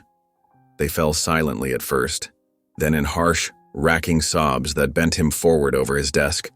20 years of buried grief poured out of him, for his brother, for the dreams he'd dismissed, for the daughter he'd never really known how to love. The rain kept falling outside his windows, and Greg Vance, titan of real estate, master of the skyline, wept in the darkness of his empire. The morning air was crisp as Maya stood at the edge of what would soon become the first Daniel Vance Initiative development. Construction equipment hummed in the background, their yellow frames bright against the clear blue sky. Jules stood beside her, clipboard in hand, reviewing the final permits one last time. The small crowd that had gathered wasn't what most people would expect at a groundbreaking ceremony.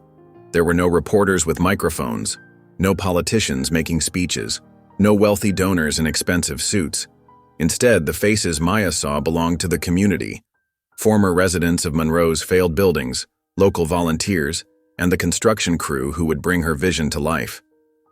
"You sure you don't want to say anything?" Jules asked quietly, gesturing to the group. Maya shook her head, tugging at the sleeve of her simple work jacket. "Let's just begin."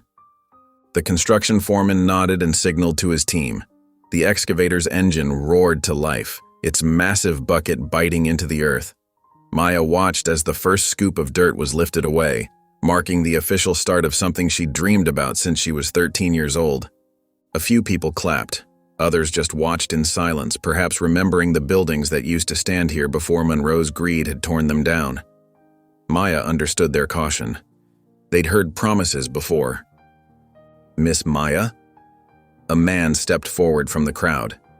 She recognized him, Mr. Johnson, who'd lived in one of Monroe's buildings before the evictions started. He was holding something small in his weathered hands.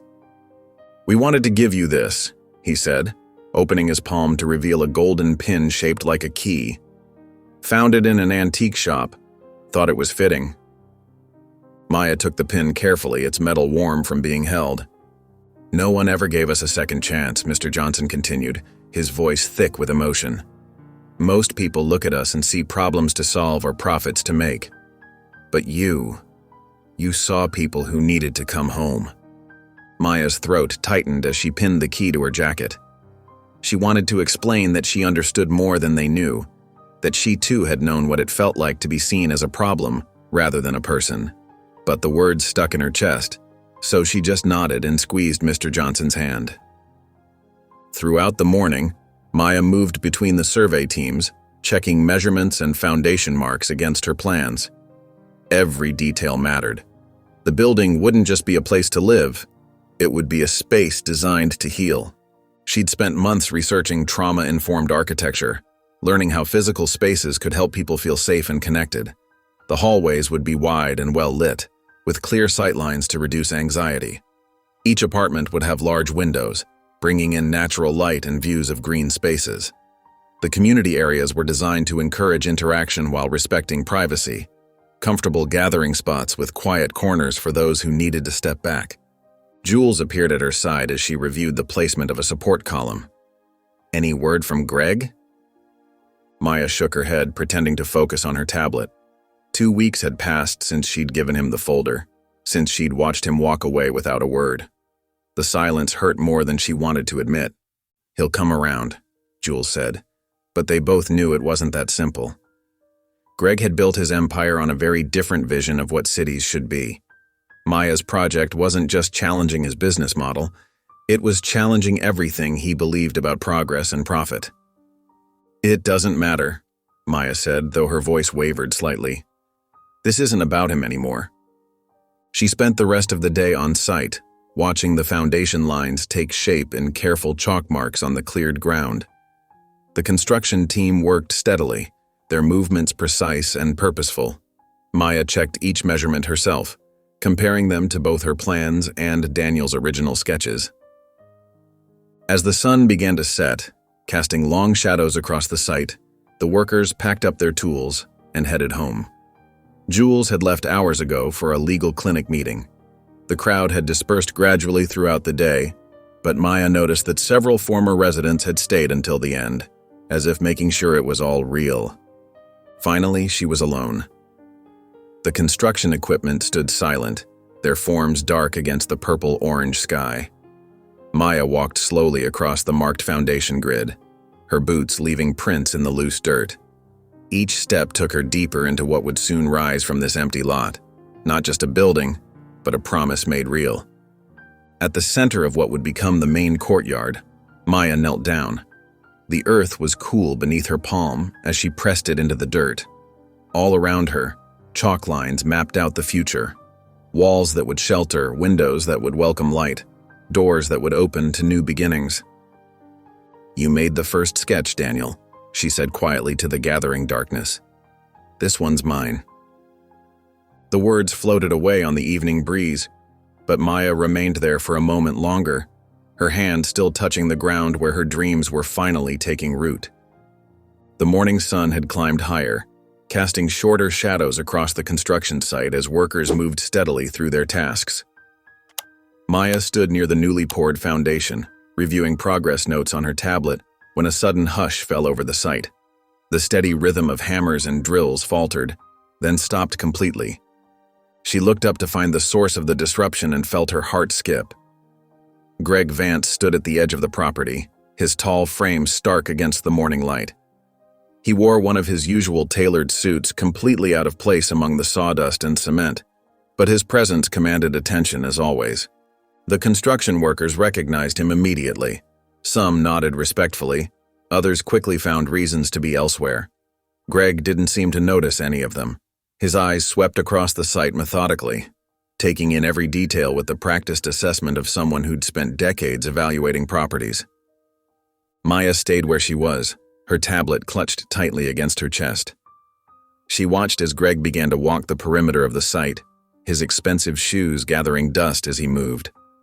His face remained unreadable, but she noticed how his steps slowed at certain points, where the community garden would be, where the children's play area was marked out, where the support beams for the solar panels would rise.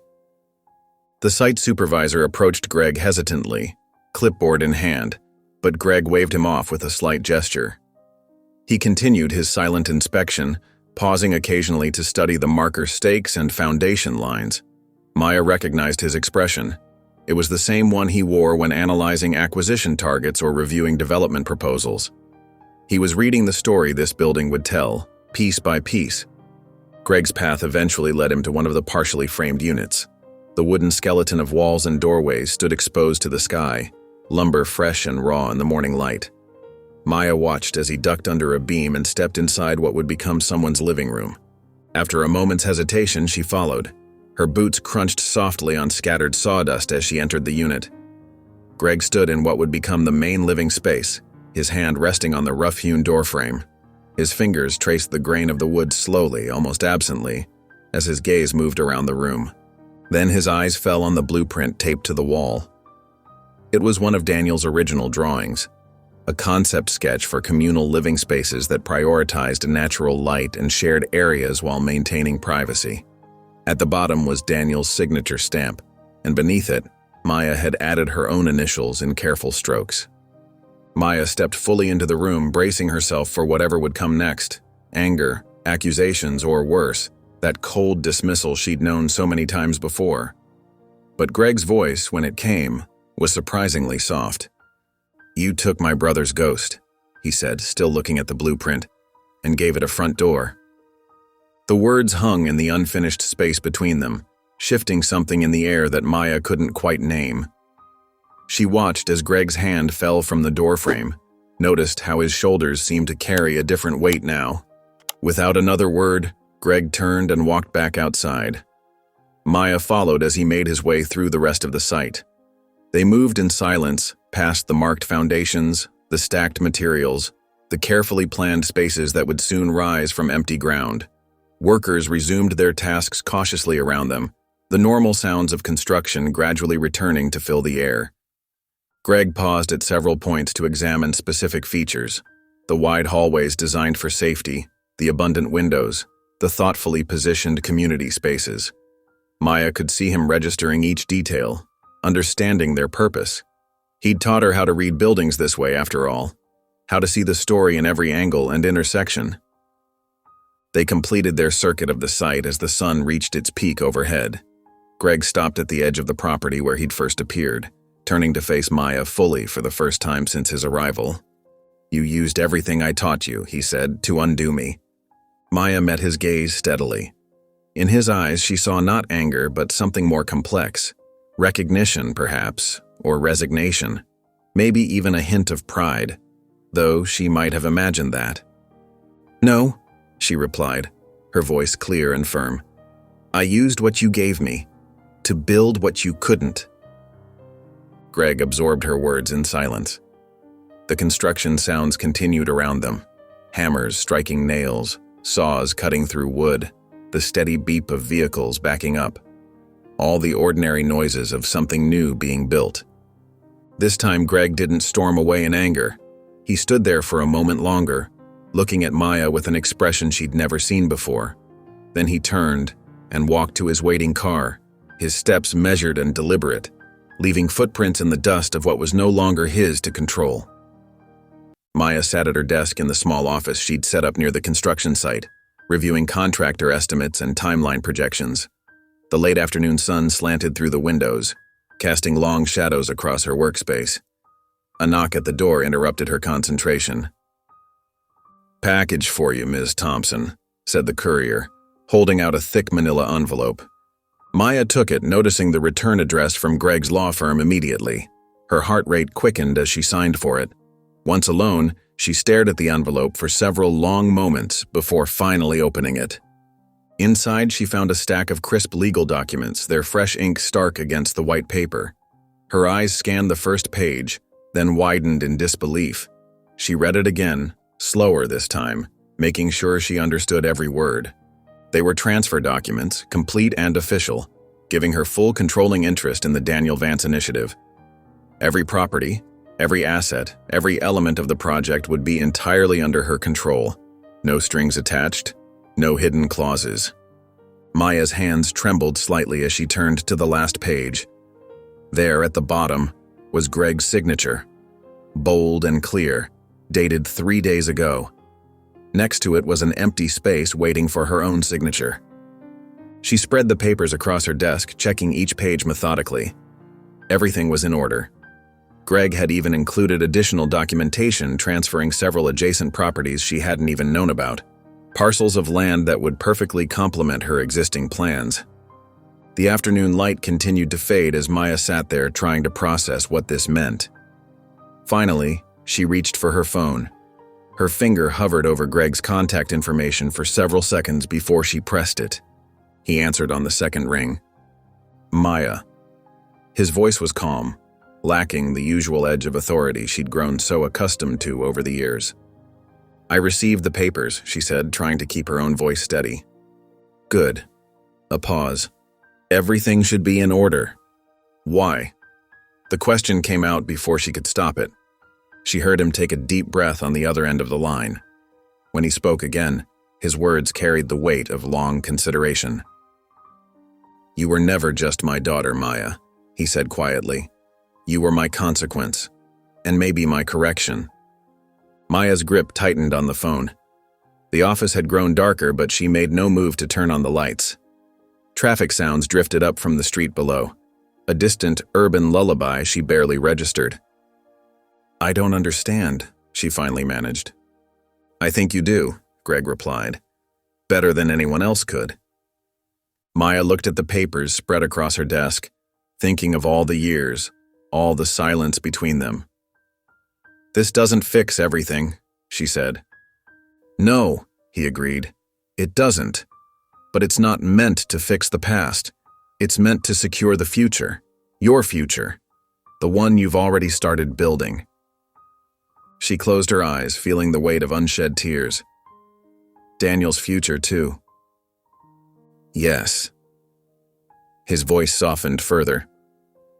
"He would have been proud of you, Maya. More than I ever knew how to be."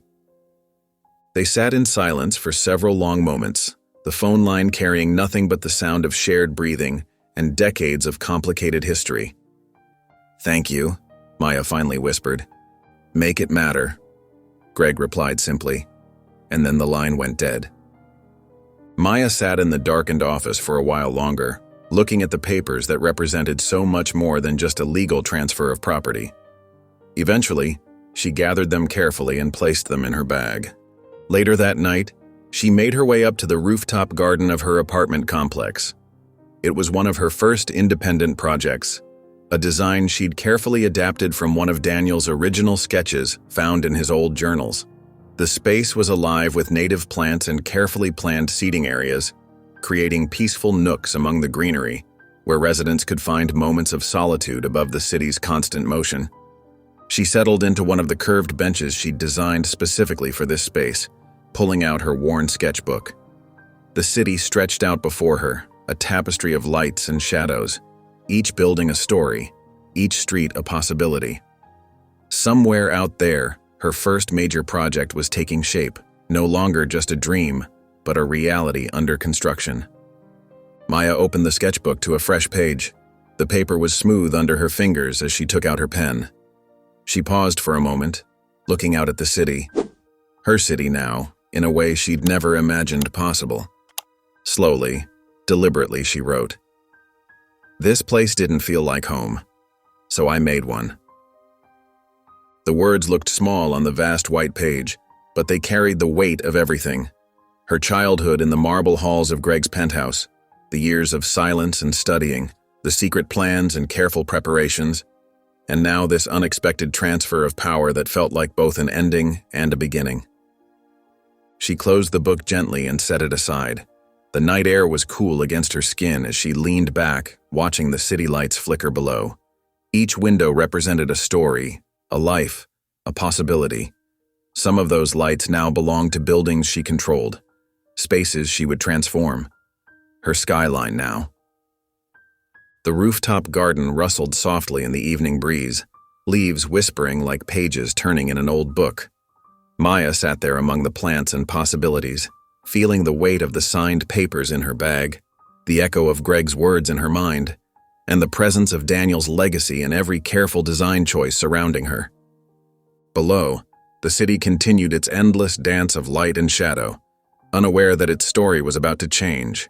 One building, one community, one reclaimed space at a time. The morning sun cast long shadows across the newly paved walkways of the Daniel Vance Initiative's first completed community. Maya walked beside Jules, their footsteps echoing off the fresh concrete as they toured the finished spaces. The sweet scent of recently planted flowers and fresh mulch from the community gardens mingled with the crisp morning air, carrying promises of growth and new beginnings. "I still can't believe it's real," Jules said, running her hand along a wooden bench built into a curved alcove, one of Maya's special design elements meant to create natural gathering spaces. The smooth cedar had been carefully treated to withstand the elements while maintaining its natural warmth. The way these spaces flow together, how everything feels connected but not crowded. Maya watched as a group of children raced past on bikes, weaving between young maple trees that lined the paths, their wheels clicking against the textured pavement designed for safety. Their laughter bounced off the building's warm-toned facades, designed to capture and reflect natural light. The architecture managed to feel both modern and welcoming, with wide windows and generous balconies that encouraged connection while preserving privacy. Each building had been positioned to maximize natural light while creating intimate corners where neighbors could gather naturally. "Every detail," Jules continued, pausing to admire how the morning light played across the copper-tinted window frames. "It's exactly like your sketches, but somehow even better in real life. The way people are already using these spaces exactly how you envisioned. It's like they've always belonged here." They passed through a series of connected courtyards, each one thoughtfully designed with different purposes. Children squealed with delight on a playground equipped with equipment that seemed to grow from the landscape itself. Elderly residents had already claimed the quiet reading nooks, settling into ergonomic chairs beneath pergolas draped with young vines. The community gardens sprouted their first seedlings in raised beds that made them accessible to everyone, regardless of mobility. Residents moved through these areas naturally, as if they'd lived here for years instead of days, stopping to chat with neighbors or simply enjoying the peaceful atmosphere. At the entrance, they stopped before the newly completed mural. It stretched across the welcome wall, a vibrant reimagining of Daniel's original sketch.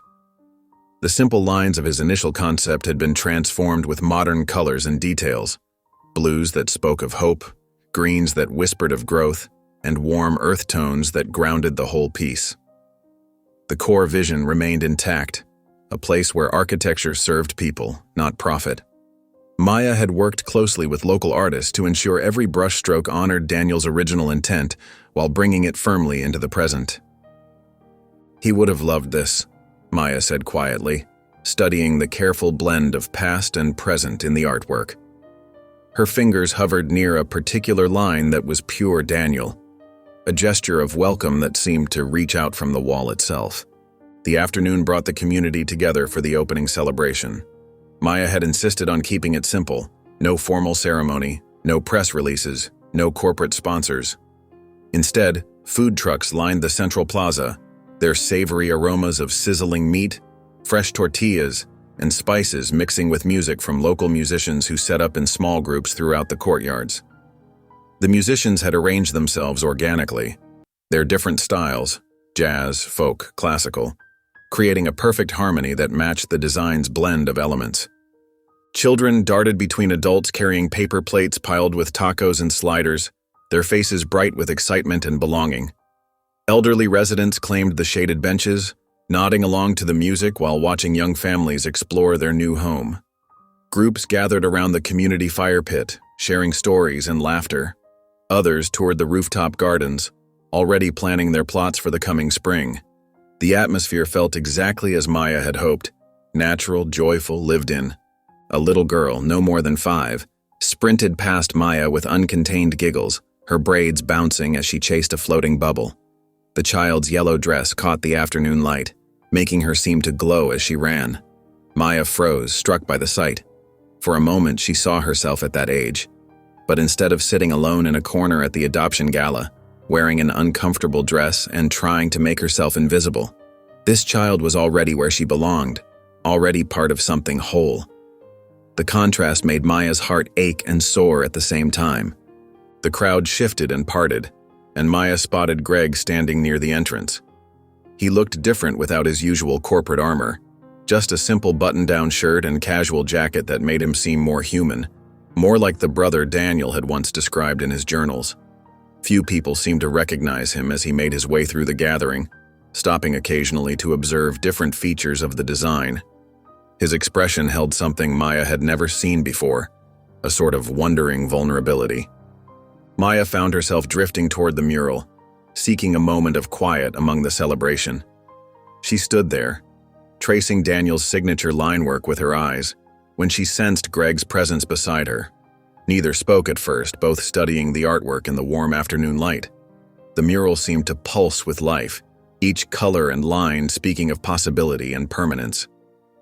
"I thought legacy was about control," Greg finally said, his voice carrying none of its usual sharp edges. Instead, it held the weight of years of realization. Maya kept her eyes on the mural where Daniel's vision danced with her own. "I thought being wanted meant being chosen." "Maybe it's just about staying," Greg replied softly, "even when it's hard." The words hung between them, heavy with shared understanding. The setting sun painted the buildings in deep oranges and purples, casting long shadows across the courtyards. Behind them, children continued to play, their laughter mixing with music and conversation. The community lived and breathed exactly as Daniel had envisioned, exactly as Maya had built it to be. A place where belonging wasn't just a word, but a reality built into every brick and beam. Greg reached into his jacket pocket and withdrew a carefully folded piece of paper, yellowed with age. Maya recognized it immediately, Daniel's very first sketch, the one Greg had once dismissed as naive and impractical. The paper was soft at the corners, worn thin at the creases from years of being carried, hidden away, but never forgotten. He held it out to her, and Maya took it with gentle hands, feeling the weight of history in its delicate folds. "He started it," Greg said, as Maya held the sketch with the reverence it deserved. "You finished it, but it belongs to both of you." His voice carried the echo of regret and the promise of something new.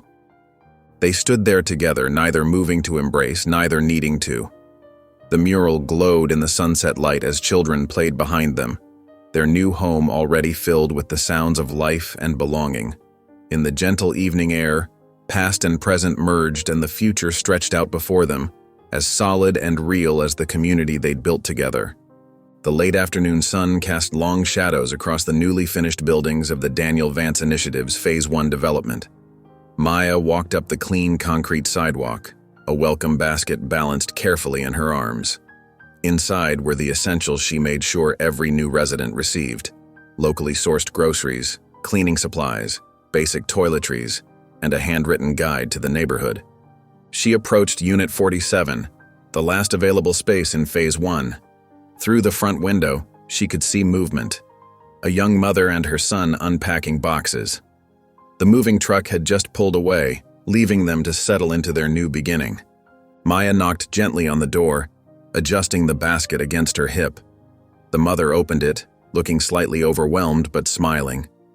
Her son peeked out from behind her legs, clutching a well-loved plastic dinosaur toy. His eyes were wide with uncertainty, taking in yet another new place, another transition. "Hi, I'm Maya," she said warmly. "I wanted to welcome you both to the community." "I'm Sarah," the mother replied, opening the door wider. "And this is Tommy." She placed a gentle hand on her son's shoulder. "He's a little shy with new places." Maya knelt down to Tommy's eye level, noticing how tightly he gripped his dinosaur. "That's a pretty cool T-Rex you've got there," she said softly. Tommy nodded, taking a small step forward. "His name is Rex," he whispered. "Would you and Rex like to see something special about your new home?" Maya asked, standing back up. She looked to Sarah for permission, who nodded gratefully. Inside, moving boxes were stacked in neat piles waiting to be unpacked. Natural light poured through the strategically placed windows, creating warm patches on the bamboo flooring. Maya set the welcome basket on the kitchen counter and began her tour. "These panels here," she demonstrated, touching a discrete control on the wall, "let you adjust the light levels in each room." The overhead lights dimmed smoothly. Some of our residents find it helpful for children who are sensitive to bright lights or for creating calm spaces. Tommy watched in fascination as Maya showed them how the panels worked, his dinosaur temporarily forgotten at his side. She led them through each thoughtfully designed space: the open concept living area with built-in storage solutions, the bedrooms with their acoustic dampening features, the bathroom with its adjustable height fixtures that could grow with Tommy. In the kitchen, Maya pointed out the energy-efficient appliances and the recycling system. "And this window here," she said, "looks right out onto the communal courtyard. There's a schedule posted by the entrance. We have everything from gardening classes to movie nights." Sarah ran her hand along the smooth countertop. "This is all so considered," she said quietly.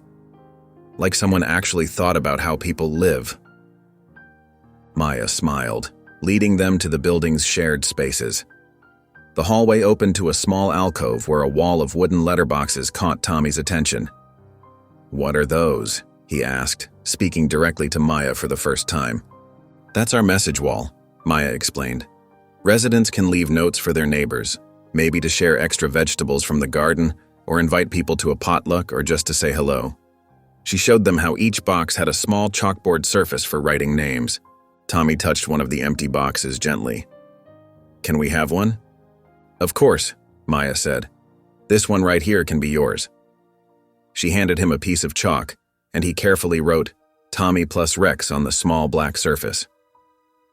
As Maya prepared to leave, she showed Sarah the welcome guide she'd included in the basket. It has all the important numbers, community guidelines, and local resources. But the most important thing to remember is that this is your home now. You're part of this community. Sarah's eyes welled up slightly. "We've moved so many times in the past few years. Tommy's never had a chance to really settle anywhere." Before Maya could respond, she felt a small tug on her sleeve. Tommy looked up at her, Rex tucked under one arm. "Did you build this place?" he asked. Maya crouched down again, offering him a soft smile. "I helped," she said simply. Tommy glanced around the space, then back at Maya. "It doesn't feel like we have to leave." The words hit Maya squarely in the chest. She thought of all the times she'd had to pack up and move as a child, all the temporary spaces that never felt like they would last. "That's the point," she replied gently. After a few more questions about the building's features and a final reassurance that they could call any time with questions, Maya stepped out into the early evening air. The temperature had dropped slightly, bringing with it the first hints of autumn. Across the street, construction equipment stood ready at the Phase 2 site. Ground had been broken just days ago, the earth turned over and waiting for new foundations. Maya could already see it in her mind. More homes, more families finding their place to stay. She walked along the perimeter of Phase 1, taking in the sight of lights coming on in windows, dinner being prepared, children playing in the courtyards. The community had come alive exactly as she'd hoped, exactly as Daniel had first imagined. On the boundary wall between the phases, fresh paint gleamed in the fading light. 3 words in bold, simple letters made a promise to the neighborhood. Everyone deserves to stay. Maya stopped, pulling her sketchbook from her bag. The corners were worn soft from years of use, the pages wavy with dried tears and coffee stains and countless revisions. She'd filled it with dreams, measurements, calculations, and hopes. Now on the final empty page, she wrote 4 simple words. "This is where I belong." If you enjoyed the story of Maya and Greg, I handpicked this next story that you will enjoy. Please don't miss this one. Click here to watch it.